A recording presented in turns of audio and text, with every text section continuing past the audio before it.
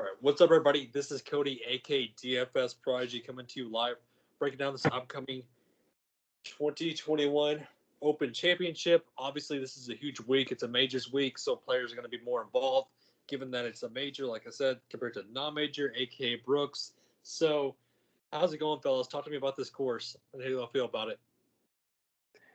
Go ahead, Ricky.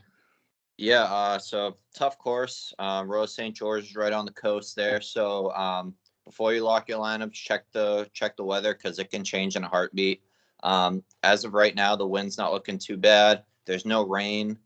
So right now, winds between 12 to 17 miles per hour, both Thursday and Friday. So, we could get a spike that puts it up to 30 miles per hour, which absolutely can change. So make sure you know what time you guys are teeing off. What the right side of the tee times are. I think those are going to be super important, as well as kind of we talked about a little bit in terms of course fit this week. There's not really a specific stat that jumps out this week outside of around the green. So I think looking at guys who can drive the ball, put it in the fairway, and then get up and down for par in case they miss the greens. Greens in regulation are really low at this course, about 53%. So you guys are going to have to get up and down for par. It's going to be a fun week, major week. What do you think, Hunter? Yeah, well said. We've been hearing the word links style course a lot this week, so I thought I'd kind of look that up myself. We hear that a lot, but I never really knew exactly what it meant. So the word links comes from an old Scottish word, and it means just an area that's often has a lot of sand around it and not many trees. So that's kind of the style of course that we're going to see this week. It's usually on a coast or kind of a waterland as well, so we'll definitely see that in the cool shots from above this weekend. Typically in a link style course, you're going to see shots that are played low to the ground. We're going to see a lot of bump and run type shots just so you can keep it low so that wind doesn't really impact your ball. So again, we're going to see a lot of low type shots. I've seen a lot of guys on the driving range practicing, a lower flighted ball. So that'll be kind of interesting to see who can hit those shots. The last time that we played at this course was in 2011 when Darren Clark won. The winning score was -5. So, I think we'll see something similar to that. It'll be interesting to see, the newer part of the game, how it impacts this course after, about 10 years now.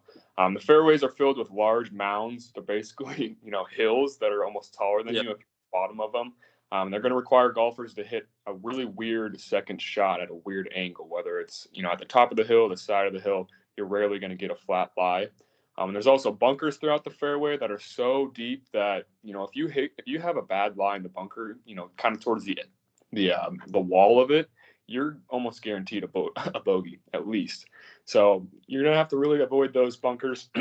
I think Darren Clark only hit 4 of them when he won in 2011. So just avoiding them is the way to go. There's a 239-yard par 3. Which, if you think about it, the normal courses that I play are about like 130 to 160.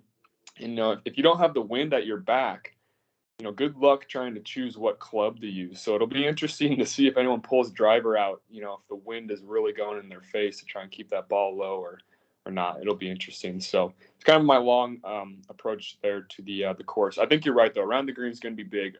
With these approach shots, they're going to be hitting them in weird lies, and the wind's going to be blowing. I really think that it's going to be hard for them to hit the exact pinpoint spot that they want to. So it's going to be important to really work around the green, hit those chip shots, and also avoid 3 putts too. So that is my long speech there on the course. Cody, what do you think? Kind of what I'm thinking. Like, for a player that you want to get into, I think you're going to need that kind of the all-around game. You're going to need the putting. You're going to need the driving. I know a lot of times we look at mainly bombers. We look at mainly putters. You're going to need basically just an all-around overall game in order to be ready for this course. Also, I think this is a high-risk, high-reward kind of course also, where you're going to want guys to basically be different. You're going to want guys to go for that high risk because of how this course sets up, like you were saying. So there's a lot of variance to this course. I think you're going to want guys who have a bigger ceiling compared to the 4. I think you're really going to want to go for whoever can have the highest score. So, but it's a par 70, about 7,200 yards. It's like you said, the links course. Defending champ obviously was Lowry. The winds were going to be key. So this is going to be a very, very interesting course where a lot of things are going to happen. So, but starting off with the 12,000, 10,000 range, what do you think about this range, Ricky? Yeah, I've been trying to slim down my player pool for the last 24 hours here, and I'm not doing a very good job. I'm actually adding players to my player pool, so now I'm sitting at 35 players, and I don't know really what the hell to do. So up top, we got John Rahm, obviously won the U.S. Open last time out. Probably would have won the Memorial as well. So coming off 2 straight wins pretty much, and then an 8th place finish at the PGA. Obviously best player in the world right now. Question is, can he pay off his 11.3 DK price? He's probably going to have to get a top 5 at least, maybe even a top 3. So if you're looking to get different up top, he's coming in right around 18.5% as of right now. Could change, obviously, as we get closer to lock. So I don't mind a pivot off of him to a lesser-owned Rory McIlroy. Rory McIlroy coming in right now at 9.5%. Report from the course is he's feeling himself this week. He thinks he found something. He's had a lot of time to figure it out, and I think he could be interesting. You know, Rory is fantastic in majors, so love him. Love Brooks. I know Hunter's going to talk about Brooks a little bit.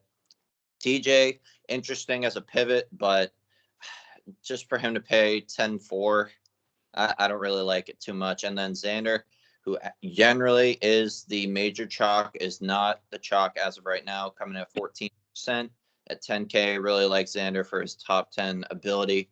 What do you think, Hunter? Yeah, I think you really highlighted this range really well. I like John Rahm a lot. He's really the one person in this field that I can't make a case against. You guys both brought up a great point. You know, this is a course that's going to test your all-around game. So you can honestly make a case for or against any of these guys in the field. But Rahm's the one that's playing so well. He really does kind of have that all-around game, and he's just, you know, on fire right now. Coming off of an Open Championship, great finish in the Scottish. It's clear why he's the favorite. Yeah, Brooks is probably my favorite play. You get a little bit of a salary discount. I'm probably going to maybe even try to play both those guys up top there and, you know, get a little bit different down below. But yeah, he's my favorite play, just like every major, honestly. I was telling one of my buddies who bet him last night, you know, all you need for any of these guys, you know, all you can ask for them is to be in contention on Sunday. And he's, you know, consistently doing that. I think I saw a stat that he's, you know, been in contention at least on Sunday, 17 of the last 20 of his majors, which is absolutely insane. Now, he doesn't win them every time, obviously, but, you know, all you can ask for these guys is to at least give you that shot so that you can at least have that sweat on Sunday. So great form. T5 at the Travelers, T4 at the U.S. Open, runner-up at the PGA Championship and the Workday, top 10 at the Masters. You know, he's really been playing well this spring. I'm surprised that he's not the chalkiest option. So I'm going to be locking in Brooks, and I do like Xander a lot as well. He's proven to play great at the majors, and if we're getting an ownership discount, I'm really surprised by that. I think he's always, you know, one of the chalkiest option. I don't see why, you know, you wouldn't play him in a major here, I guess. So, you know, unless you're avoiding the ownership, of course, too. So, like I said, I'm choosing, you know, multiple of these guys here at the top, Brooks and Xander. So I'm going to have to get a little bit different down below. So I think it more so just goes with your overall strategy and how you feel about the rest of the field. I definitely think that you can fit a lot of guys up top with the value that we find in the 6K and 7K range that you're going to want to find the studs, like you were saying beforehand. So John Rahm, obviously, if you want the guy who's very trustworthy, you know what you're going to get out of him. He's a safe option up top. If you want to get to him, I don't blame you one bit. I see the reasoning why. The other guys, though, this is a majors week, so obviously Brooks is going to be a top contender. He's going to want to go out there and outplay the best of the best, especially what's going on. But again, that's what I'm worried about is the mentals with him, because right now he's kind of all over the place with what's happening with Bryson. If they're paired together for some odd reason, I mean, it's going to be weird, obviously. So, again, the mentals I don't think are going to be there for him along with Bryson, but we'll get to that. That's what I'm kind of worried about. Dustin Johnson's kind of the odd man out for me. He's just kind of okay. I don't see a reason why to fade him. I don't see a reason why to play him. Kind of just back-to-back okay. But Xander's the guy I wanted to kind of hit on the most. I think he sets up well here. I think that he's going to be the pivot that's going to get you away from John Rahm that I'm going to look at for ownership way. So if I had to rank it, it would be John Rahm first, then and Xander, and then kind of dropping my tier by tier there. Rory, again, kind of just an okay guy to me. I can see the reasoning why I like the confidence boost out of him. I can see that playing well for him. Again, the mental game is a lot gonna be affect a lot because of how this course is with how risky this is. So, in my opinion, that's where I'm kind of looking at up top. But talk to me about this 9K range, Hunter. Yeah, so at the top, I think the highest price option is Spieth, if I'm correct. I might be one of them there. So yeah, Spieth, former winner in 2017. He's known as one of the best scramblers on tour. Something that's always huge in majors. Just the ability to avoid bogeys is usually going to at least keep you around. So I think he's going to set up well here. Like I said, he's a former winner. He's coming in as the chalkiest option though. And that's going to be tough for me because I do kind of like some other guys more. So personally, I won't have a lot of Spieth. I'll have some exposure, but I'll probably be playing a little bit of him. Now, the next few guys here are really, I think, where you're going to have to make some key decisions. And this is where I think is going to help, where it's going to win you a lot of money. We got Justin Thomas. We got a bunch of young guys like Colin Morikawa. We have Victor Hovland. Who's 9,000 that I'm missing? Terrell Hatton as well. I think you're really going to have to pick one of those guys and really lock it or, focus on one of those guys in your player pool because not all four of them are going to make the cut. But I do think one of them will give you a nice top 10 finish. So Justin Thomas is going to be the guy for me. His driver scares me. But like I said, all these guys have at least one stat that's going to scare you going into a major here this week. His performance at the Scottish Open last week at least sold me for him. His around the green game is always fantastic, and he actually led the field in that category last week at the Scottish too. So, I like that he went there last week to at least prep for it. I think his game is in the right place right now. You can't always say that about him, but, I'm feeling really good about JT going into this weekend. So, round out the rest of the 9K range for me there, Ricky. Who am I missing or who do you have your eye on, as we go into lock tonight? Excuse me. Yeah, so Bryson at 9.9 is probably the biggest what if in my mind. He's coming in at 5% ownership. I never thought I'd say that since he turned into Beefy Bryson. I mean, he drives the ball so well, leads the field in it. He's so good, but his approach game has been really iffy lately. And I think this, Cody touched on the Brooks Bryson thing. Honestly, I think the mental thing has more affected Bryson just because of recent play. I think he's been the guy that has had the worst results. Brooks has played fantastic in majors. So Bryson, though, obviously he was in contention going down the stretch at the U.S. Open and then just absolutely blew up. I don't know what the reasoning was, but he really blew up at the end there. So him being at 5% ownership, he can obviously win the tournament. I mean, he can lap the field if he puts the ball in the right spot on the fairway, hits fairways, and stays out of those bunkers. And even if he gets in those bunkers, he's a guy that has the power to hit it out of there. So I don't think it's a guaranteed bogey in his case, but he's just a really big ownership thing for me. I think I'll have over the field, but I don't want to kill myself and play way too much of him. And then going down a little bit, I really like Usti. Usti is a guy in majors who has been in contention pretty much every major. Second place finish at the U.S. Open, second place finish at PGA, as long as I'm lining that up right. Yeah, okay. So and then he finished 18th at Memorial. And then, I mean, he's just a grinder. He gets it done. He has that great all-around game that we've been talking about. He actually leads the field in putting, which I was actually surprised about. I was going through golfer profiles all night last night and trying to figure out who was the right play. Usi was actually leading the field and putting, so that could really help him out this week, save some pars if he does miss a green. So I really like him there. And then Victor Hovland is the only other guy I really like here, just because, again, all-around game. He's figured out the around the green game, and the putting's kind of been there. So his ball striking, as always, is really good.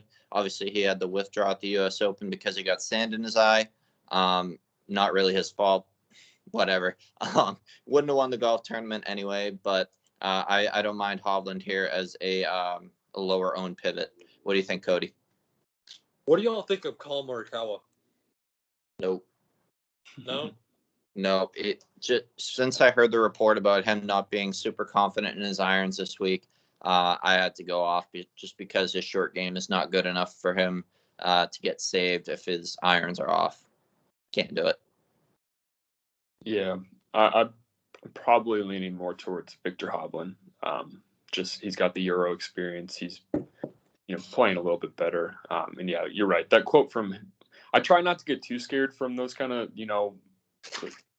week of quotes, but that one is a little scary. Yeah. Do y'all trust him more than Thomas? Yes or no? I like JT, so I'll say that I'm going to play Justin Thomas, but I'm fading both, so I'm not answering this question. That's fine. Like you said, in this range, I think Bryson's going to be the key piece. I think, like you said, his game is going to – if the game's there, the game's going to be there for him. He's either going to have full-on confidence. It's going to be one way or another. He's going to have the full-blown confidence or to go out there absolutely smash the field, or he's going to go out there just his mind is not going to be there. It's going to be one of the two. Yeah, that's the problem with this range, though, is we can go up to another range in the 10K and get guys who I know have better mindsets and who have better play right now. But I agree with you, Hovland. I like him a ton. I think he's in my player pool. Hatton's in my player pool. I think he sets a wall here. I know y'all were kind of off of him, but I think overall the game is just there for him. He's a nice pivot from who you have in this range. Like we said with Colin Morikawa, with Justin Thomas, with possibly who knows what's going to happen with Bryson. So I kind of know the game's going to be there with Hatton. I know that kind of scares some people off of him, but I think just it's a good ownership pivot from my point of view. Mm-hmm. But dropping down to this 8K range, there's a lot of guys in this range that I want to hear y'all's thoughts on. Talk about this range, Ricky. Yeah, just one more note on Bryson, too. He's really good at preparing in terms of weather, but if the weather changes mid-round, he's not so good at adjusting. So this is the one thing that kind of scares me with Bryson, or one of the many things that scares me with Bryson. If the weather changes drastically mid-round, he could really put up some big numbers. So just wanted to throw that note in there for everyone because he's known as the scientist guy, but the reasoning is he prepares before, not during. So just wanted to add that in. But yeah, dropping down to 8K range here, getting a lot of chalk in on Patrick Cantlay and Patrick Reed so far. Not sure if that's actually going to hold for both guys. I think Cantlay probably will. Patrick Reed, I think it'll drop a bit. I have Cantlay at 24 and Reed at 20. If they stay there, I'm honestly probably going to have to go off just because there's so many options up here. I would rather pay up for a Xander or a Usti or pay down for, a guy like Scotty Scheffler, which I know Hunter's going to talk about a bit because he likes him a lot. Yeah, this is an interesting range. Outside of those two guys up top, I'm off Zalatoris. I'm off Casey. Casey's just too expensive here. Zalatoris is just a horrible putter, and I'm still mad at him for not birdieing a single hole at the U.S. Open in 36 rounds. He does that this week. He has zero chance. I really love the kid, but his game is all over the place. A guy I did want to touch on is Tony Finau. So I talked about him in my sleepers video. His price is the reason why I was so high on him. And then I looked at his numbers again last night just to take a look. His game's kind of all over the place. You can play him for upside, but he's coming in at 9% ownership, 10% ownership. If he's that high, I'm probably out on him. And I had him as my featured guy in my sleepers video. Now I feel like a dummy because I really liked him to start. And now I'm kind of like, I don't know. So I think he's going to be an ownership thing for me. I like Scotty here. And then last guy I'll talk about is Justin Rose. Everyone hates Justin Rose. I hate Justin Rose. You can't deny the history here, though. He's fantastic at the Open. He's been playing majors really well this year. He came 7th at the U.S. Open. No, never mind. Sorry. Wrong guy. No, he missed a cut at the U.S. Open. So don't listen to me on that. But, he's a guy who can definitely pop at the Open. Good history. Decent all-around game. Not going to say good because it's Justin Rose. He could easily WD. But, I think he's worth a look here because I think, guys like Fitzpatrick and Fleetwood will be the guys eating up ownership here. And I think that keeps Justin Rose pretty low. And you can definitely take a pivot there. What do you think, Hunter? Yeah, Well said. Told you guys kind of before we started the call, I remember the last two majors just sitting there and thinking like, why am I not playing guys who just play well at majors? So that's kind of my strategy going into this week. We'll see if it actually works or not, but that's where I'm taking my stand. So a couple of guys that have played really, really well in majors this year, and as well as just, in their career. Patrick Reed, I know he's coming in a little bit chalkier. We'll kind of see how that shakes out tonight, but plays well in majors. He has top 20s in all three majors this year. He's an around the green specialist as well. Another guy who can just help you save par in majors. And that's why I think he always sticks around. He hasn't really been in contention in a major recently, but I think he's got these top 20s. I think the streak actually goes to 7 majors in a row, if I read that right before. So another guy, I think he's at 8,200, Scotty Scheffler. He's been playing great in majors as well. This is a crazy stat for a young dude, but he's got 3 top 8s in majors, in all 3 majors this year. So, we can obviously argue on if that's going to actually keep up or not. I don't know if they'll get a top 8, but, that's just a few things that I'm relying on when we could nitpick these guys nonstop. So really looking at experience and just major pedigree, I guess. The one thing that scares me about Scotty Scheffler, I think this is his first time in the British Open. I could be wrong on that. But that is a little bit scary. It is a little bit different environment. So, Scotty Scheffler, Patrick Reed, 2 guys I'm looking at. Can't go wrong with Cantlay. Like you said, he's an all-around player. He finished up, his win at the Memorial with 2 top 20 finishes at the U.S. Open and at the Travelers. Tony Finau is tough. He is getting kind of a good amount of buzz just through podcasts that I'm listening to. Everyone's saying he used to be the free square, just kind of like what Xander was this year. You could probably start your lineups with Xander and Tony Finau and really not feel too bad about it. You'll have a lot of money left over. That's not going to be my route, but I think it's a safer play in my opinion. You hitting on Justin Rose a little bit.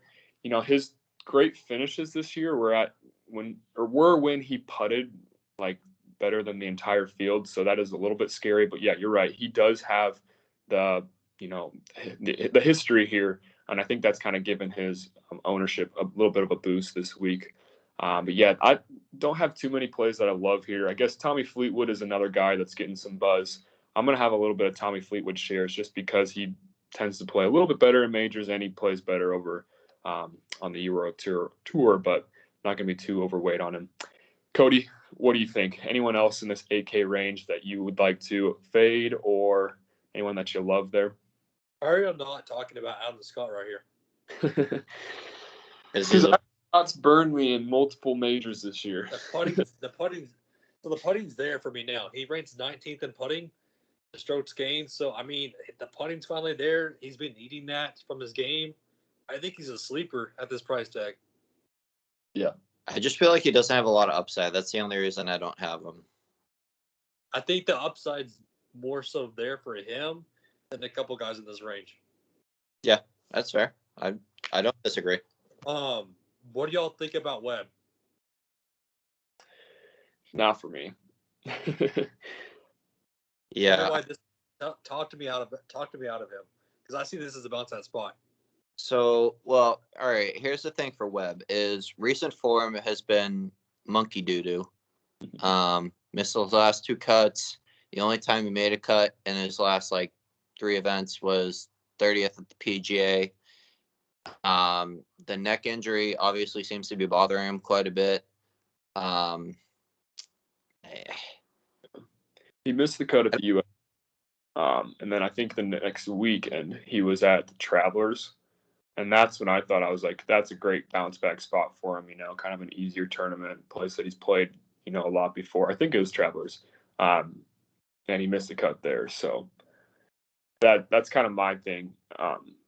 But this will be a course that fits up, sets up well for him, more than like what the U.S. Open did, or even Kiwa back at the PGA. I will say course history here, or his tournament history, isn't too bad.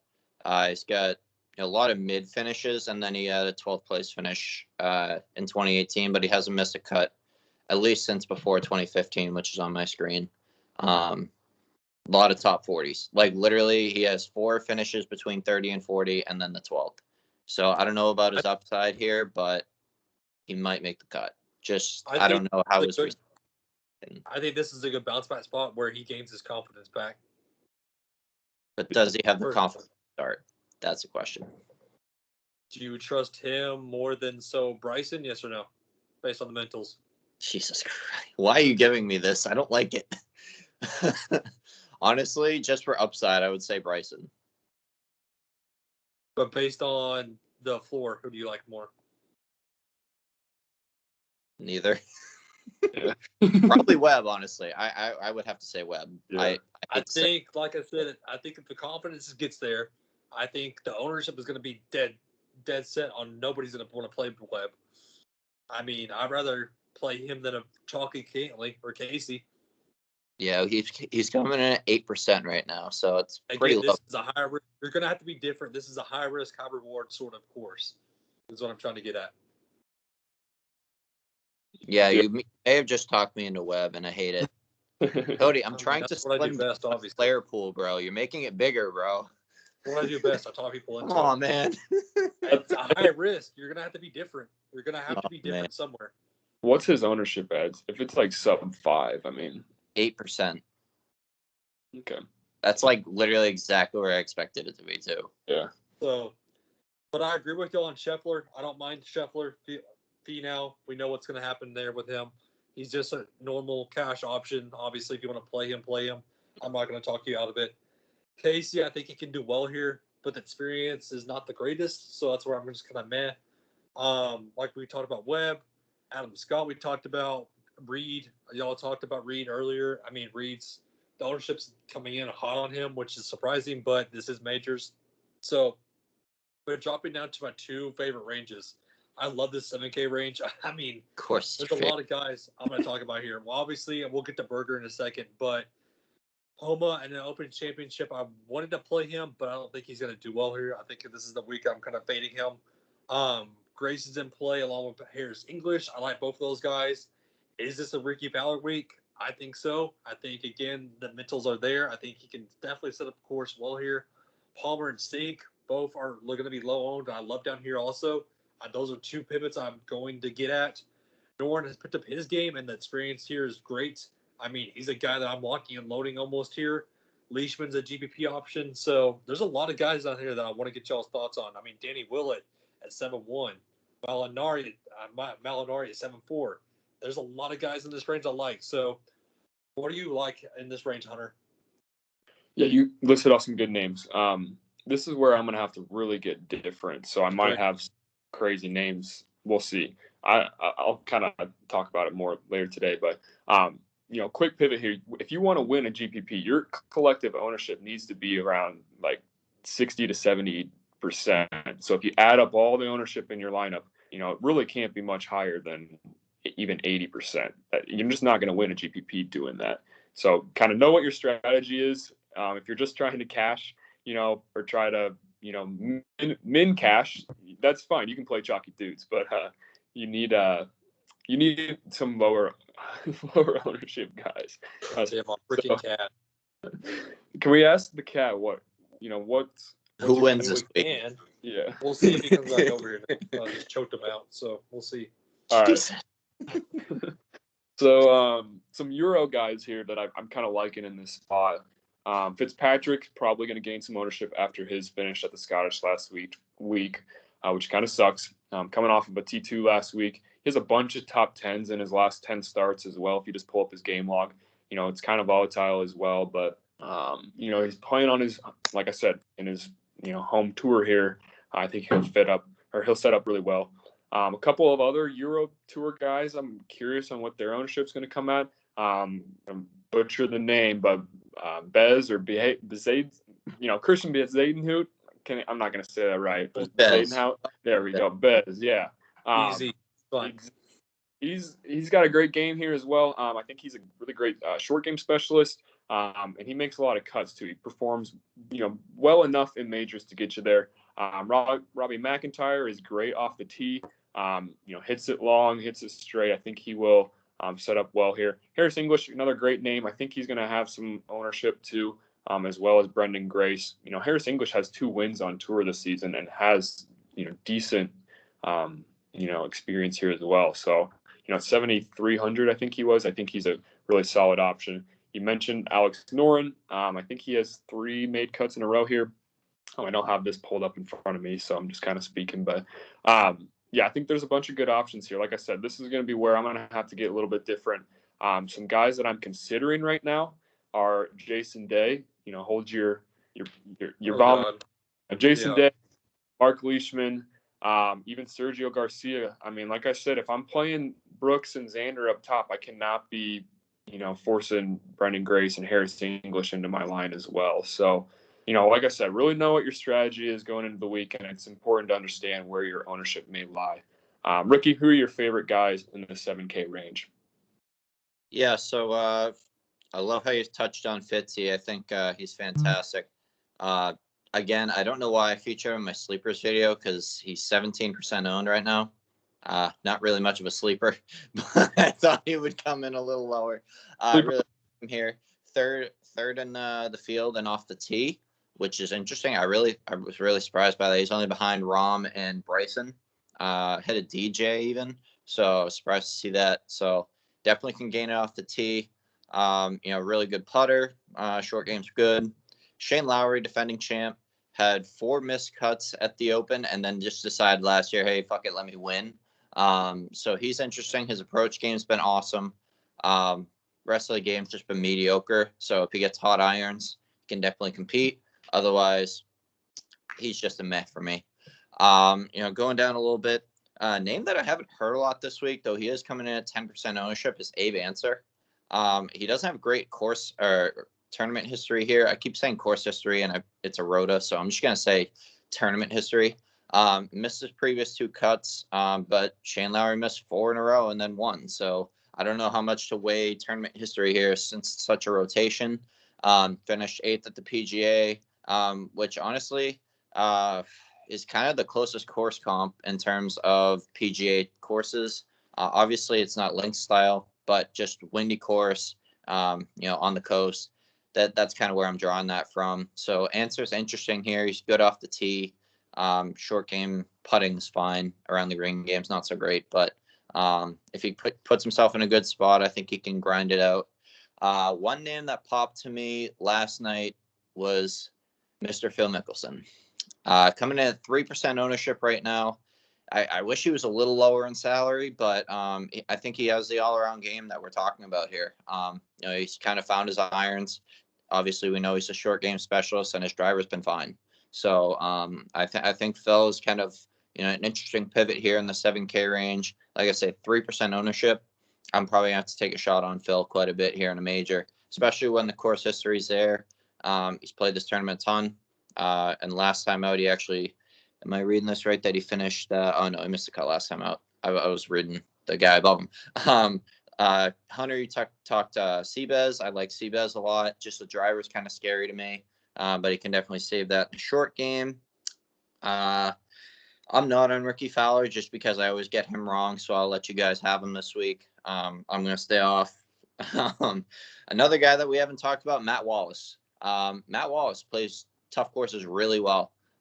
He's an all-around guy. I just think he's going to have low ownership going into this week, and no one's talking about him. Very surprised to see that. So like him a lot. He's coming in at 3% ownership right now. So if he stays down there, he's another guy really like his pivot.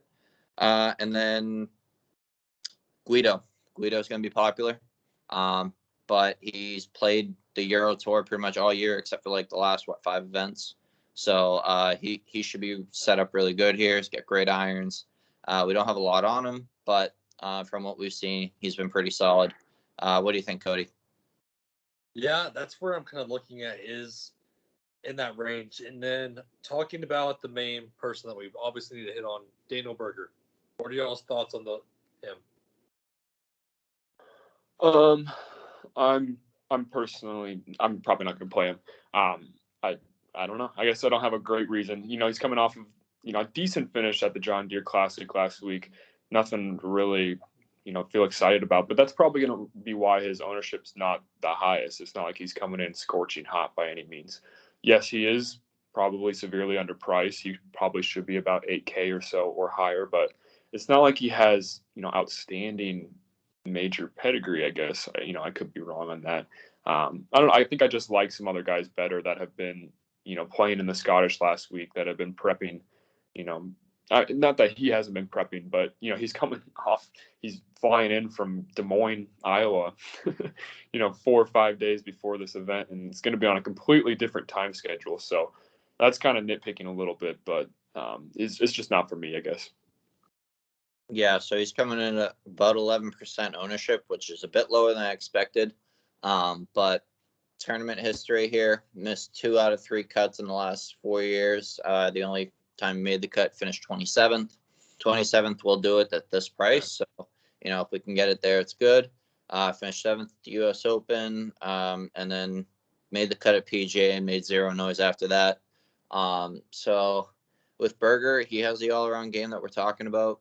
I think he's fine. Just based on ownership, though, I think there's better options here, and I think you can get different. I'll have probably like 2 lineups with him, but yeah. One guy before we hit on the 6K, I know we got to get into that. We haven't talked about Joaquin Niemann at all yet. I'm personally not going to be huge on him, but it is kind of interesting. None of us mentioned his name. He's coming off of that bogey-free performance besides, the playoff hole a couple of weeks ago, and that's kind of, a stat that you like to look at, bogey avoidance, of course, in majors. What are some reasons why you guys aren't specifically on Niemann this week? I'd rather go to guys around him easily. Okay. At this price point. His around the green game terrifies me, like to my soul. So I don't want someone who I can't trust to get up and down for par in a major, where saving par is going to be so important. And it's not like his flat stick is so good that it's going to save him if he hits a bad chip and he's 20 feet to the hole. So if he hits it, if he puts himself in a greenside bunker, it's a bogey. And, obviously he has a great driver. He has a great approach. But with these wonky, lies that he's going to have, he's not going to hit every green. So for that reason, I'm out. His around the green game is not good, like you said, but he is like one of the top players in approach on link style courses. Now, this is obviously a little bit different link style, but that's kind of why I'm torn on him. Like I said, I personally will probably get to other guys, but I do think he'll be, he'll gather some ownership, that's for sure. So, anything else in this range here, guys, before you want to hit on to the 6K range? Brian Harmon. Brian, yeah. Cody, this is your favorite range, right? So who do you like? In this range, I'm locking and loading Keegan Bradley. Dropping to the 6K range. I mean, the game's all there. The putting is finally, and around the green game is there. I think the all-around form's just there for him. I think he's way too cheap for the upside that he can bring to the table. I like Kisner. Recent form is getting up there. Bland. I know ownership is going to get to him, but again, this is the 6K range. The hands are going to be different. I know we're going to hit on Sam Burns in a minute, but Munoz, I think, is a great option. And so is Carlos Ortiz. I think those are great pivots away from the chalky Burns, because that's just how it's going to be. I mean, Burns, we all know is way too cheap, but this is a majors week. He's not going to do well here. If he does, then that's great for him. I'll take it back. But I mean, I don't see it happening personally. Who do y'all like in this range? So a couple of names that stand out to me. I'm gonna have to look at their ownership, of course, but Lucas Herbert is one. This dude is just on fire right now. He's coming off of a win, a T4, 2 top 20s in his last 4 starts. So, I'm really looking at guys that are just coming in with great form and that have some sort of experience, whether on the Euro Tour or obviously in the Open in general. But, his form's just really too good right now for me to not at least give him a look. Matt Jones is another guy. This guy is great around the green. He has a win on tour this year. All these guys down in the 6K range, most of them have a win on tour. So that's why I think it's okay to build more of a stars and scrub type of lineup this week. I think that might even be a little more contrarian too. One name that I haven't heard you guys talk about yet, and I really love this guy. I've been all over him this season. Is Stuart Sink. I really like Sink this week. He's really got everything that I want in a golfer this week, at least. He's got experience. He's got a top 30 in 2011. I know he's freaking old, but back when the last time this was played on this course, he was top 30. He's got a top 30 in the last 2 years at the Open. He's got a bunch of made cuts in this tournament. He's been great off the tee this year. He's gained strokes in approach in his last 8 starts, and he won this damn event in 2009 too. So he's got the Open Championship under his belt. So I'm kind of surprised that he's not being talked about a little bit more. And he's won 2 events on tour this year, so it's not like he can't go out there and win this thing. I'm not picking him to win, but I think he's got great value at $6,900, and I think about 6 to 8% ownership. He's going to find a lot of my lineups, that's for sure. So, anyone else that you want to hit on here, Ricky? Who really catches your eye here in the 6K range? Well, honestly, before we get into too much, I have Kisner coming in at 10.5% ownership. That's got to be way too high, I think. I don't know why. I was just shocked when I was scrolling down. You were exactly right with the Sync ownership. Is at 7. So okay. Nice range. Considering you aren't looking at it, that's pretty damn good. So yeah, in this range, Kevin Struman is someone I really like here. I think it was great that he missed a cut last week because it's going to drive his ownership down. He's another guy who performs really well in majors, and he's a classic big game hunter. Him and Patrick Reed are both the guys that I think are always contending in majors. Kevin Struman at 6,800 seems way too cheap.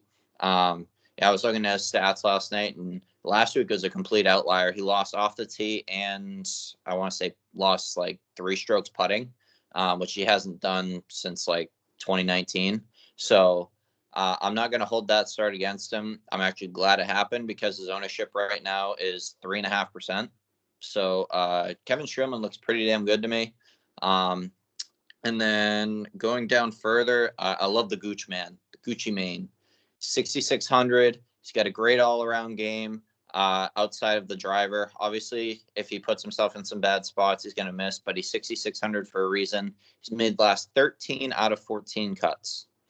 Let that sink in. 6,600, made last 13 out of 14. He's like Vincent Whaley on steroids. He's fantastic. I really like him here. If he even drives to a 0, he has a chance to contend, which is bizarre for a guy who's 6,600. But if he, his approach game's good, around the green game's good, putting's good. It's literally just going to depend on the driver. Like, I see him as like a Justin Thomas with a much worse approach game. So I really like him a lot. He's kind of my value lock of the week. Who do you like down here, Cody? Yeah, that's where you're kind of hitting on is there's going to be a lot of guys that you're going to have to pivot away from, and I think that's what we're going to kind of look at. So, again, I think we kind of hit on the guys that we definitely do like. My strategy for this week is definitely going to be pay up top and then find your values in the 7 and 6K range. I'm not really going to try to focus on the 8s and 9s. I'd rather just go pay up for who I know I can trust. And again, this is going to be a higher risk, high reward type of field. So we're really going to have to dig deep in who we want to find as our values and who we want to find as a pivot from the ownership. Guys like a Daniel Berger and like a Sam Burns are just going to be chalky, and it's going to happen. But before we end the show, who do y'all like as your top player for this week? If you had one, despite price. Yeah, I'll give you 2. I kind of hit on one of them there, Stuart Sink. I won't go over all that again. I'm really just starting to warm up to him a little bit. He's, like I said, he's got the experience that I like, and he's actually playing in decent form too. I kind of like the older guys that have this experience. That's just, I don't know what it is, and obviously I like Brooks. I don't need to repeat that too often either. I don't sound like an expert right now telling you to play Brooks. So he's going to be my favorite in a major almost all the time. So nothing too fancy for me here. How about you, Ricky? Favorite plays. I mean, like I touched on Gooch. I really like his value here. 6,600. I think he's the safest value in terms of cut making equity. So to hit his price, I like him a lot. And then I think my favorite play overall is probably gonna be Usti. Just because he's so consistent. I kind of want those guys that have the experience to be consistent. And like I said, maybe at the end of the week it'll change, and Bryson would be my favorite golfer ever because he's at 5% ownership and going to win. Who knows? But as of right now, I think Usti looks a lot safer to me, looks a lot better, and definitely has the ability to contend. How about you, Cody? Who are your guys? My two guys that I'm locking and loading, I think, is going to be Keegan Bradley and then Adam Scott. Those are the two guys I love. I got to look at him more because I really didn't look too much. I didn't know what his upside was, but So he has a good range. that's where I'm kind of looking at. It's where basically we're breaking down tier by tier. If y'all want to come hang out with us, talk about PGA, obviously come hang out in the Discord. You'll see Hunter there all the time. You'll see Talk Show basically talking about all his plays. I know both y'all guys will have a player pool. I'll have an article. So there's going to be content, plenty of it coming into tonight. So again, guys, always hit the like button for me. Definitely subscribe to this YouTube channel. Obviously follow Talk Show, follow Hunter. You can see their links in the description below. So again, guys, thank you all for tuning in. I hope everybody has a good and safe rest of their day. Have a good one, everybody.